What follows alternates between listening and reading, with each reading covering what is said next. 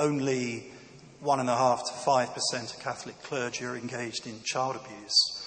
Would the panel speculate how they think that percentage works for other churches or on the atheist side of the line? Thank you very much. Child abuse, question over here, please. The person with the microphone. Yep. I have a question for Charles Moore and Richard Harries. Do you think that if your subtle, scholarly, nuanced brand of religion was the norm, Richard Dawkins and A.C. Grayling wouldn't have happened to write their books? The point is, I attended a lecture at a top British university last year given by the head of Answers in Genesis, Ken Ham, who was not only preaching scientific ignorance, he was also preaching right-wing bigotry from the grave of Jerry Falwell. Why shouldn't we get angry about that? Okay.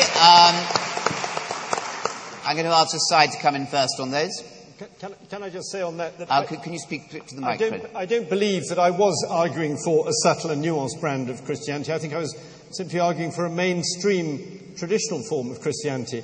And, of course, you're right to attack people like the person you mentioned. But I don't think we should allow ourselves to be marginalised by thinking we're a sort of clever, super-modern version of Christianity that's being put forward, at least by me. This is just what has been put forward by mainstream churches throughout history. And one of the things that I think is quite wrong about the Dawkins-Grayling argument is to characterise, it's the other way round from what you're saying. They're taking people like mad creationists and they're trying to project that onto the whole of the Christian faith for 2,000 years. That seems to me a total misrepresentation. Richard? I think we need to emphasise, of course, there's a very great deal of bad religion around, and bigotry, wherever it appears, needs to be attacked. But the debate tonight is not about bad religion. It's a question of whether the new atheism has slipped into a kind of fundamentalism. That is what the debate is about. Atheism, faced with certain forms of religion, is a kind of purification, is a necessary purification. And I made it clear at the beginning, there are many forms of atheism I deeply respect.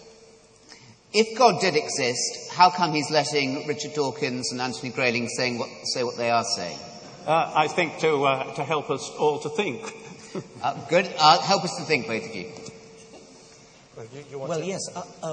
On this question, which the questioner raised about the good and the bad kinds of religion, I think he's absolutely right. It would be marvellous if all religious people were like our two panellists here tonight. And it may be right that deserves the title mainstream in some historical period. I rather doubt that. But the fact is, it doesn't today. And if you go to the United States, as I often do, the huge majority of religious people are just the kind of religious people you don't want. And that's the reason why I found it necessary to write The God Delusion. The question is absolutely right. There would have been no need if everybody was like Charles Moore and Richard Harries. But unfortunately, they're not. To pick up on the Cluedo jibe that Charles Moore raised, that the Reverend Green did it. In America, he's not even called the Reverend Green. He's called Mr. Green. He's not allowed to be called the Reverend Green because in America it's inconceivable that a clergyman could possibly do anything wrong. Anthony. I mean, just to revert to the rhetorical point about the name-calling which is going on, fundamentalist atheists and so on, the truth of the matter is that people who are troubled by the criticisms levelled at them really do set the bar very, very low indeed as to what they will accept in the way of criticism. So if they're spoken to rather robustly, people who criticise religion are said to be intolerant of religion, as though a physicist who doesn't believe in magic is intolerant of magic. It's an attempt to try to displace the criticism by attacking the criticizer. I mean, one thing that was very noticeable about Charles Moore's contribution this evening was that it was very largely an ad hominem attack on Richard Dawkins, not really an attack on the ideas. Anthony,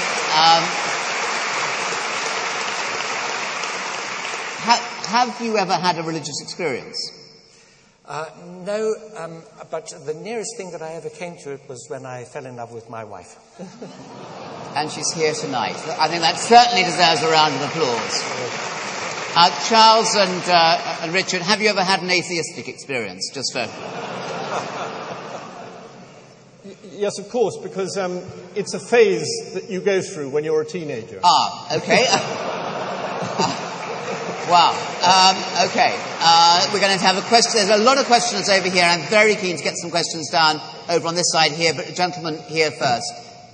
Good. And then over here, please. Professor Dawkins, you are arguably the world's leading apologist for atheism, and you have been invited on several occasions by arguably the world's leading Christian academic apologist, Dr. William Lane Craig, to engage in debate. I would like to know why this is not an example of the new atheists doing what Lord Harries has described as avoiding the strongest possible arguments from the opposition. Okay, thank you. Thank you. That's a very straight question. Over here now, and then at the back, please. Let's take question number 2 at the back, please. Yep. Atheist fundamentalism is not a new phenomenon. If Professor Dawkins had read history of Russia and China, he would know that atheism conducted programs of violence against people of faith. Have you a comment to make on that, please, Professor? That's a monstrous suggestion. That's a monstrous suggestion, but we're going to hold back in just a second. The monster will just be suppressed while we have the third question over here.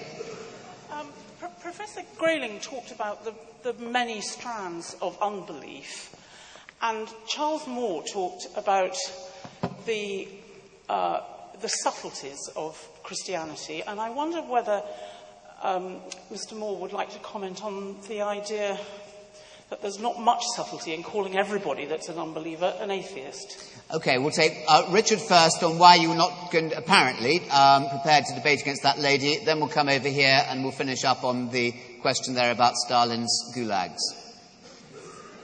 I have always said when invited to do debates that I will be happy to debate a bishop, a cardinal, a pope, an archbishop. Indeed, I have done both. But that I don't take on creationists, and I don't take on people whose only claim to fame is that they are professional debaters. They've got to have something more than that. I'm busy.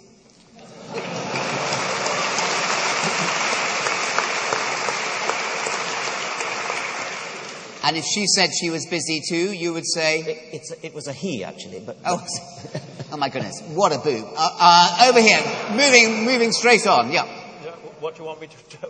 Which one? I'd like you to come back on that second question, if you can recall it. No. Charles. Well, I think the lady over there was asking a question about how did I describe unbelievers. I certainly wouldn't describe all people who don't believe as atheists. Obviously not. And nor would I just treat all atheists in the same way. The point of this argument tonight is about a particular character of atheism which has decided to assail Christianity without trying to, and faith more broadly, without, I think, honestly trying to understand what it is. And it's that to which I'm objecting. Thank you very much. And now the response on Russia. Richard. The implication was made that the monstrosity, the awfulness of Stalin's Russia, Mao's China, had something to do with atheism. These were dreadful people having dreadful political philosophy which they ruthlessly enforced in their countries. It is incidentally true that they happened to be atheists. It's incidentally true that Hitler, Stalin and Saddam Hussein all had moustaches. But it's nothing to do with either their moustaches or, in the case of Stalin, his atheism. Hitler wasn't an atheist. Okay, serious point here, Richard. What would then be your response to somebody who would say that Muhammad Atta and his 18 colleagues on 9/11 had nothing to do truly with spirituality and with love of mankind? It had everything to do with their Islamic religion. You know absolutely for sure, nobody heard it, but we all know what their last words were. They were motivated by religion from start to finish. We have their testimony to say so. There's absolutely no serious doubt that they were motivated by their Islamic faith to do that terrible deed that they did. I won't say that it's spiritual. You can easily say it's not my kind of religion. Of course it's not. But that's not the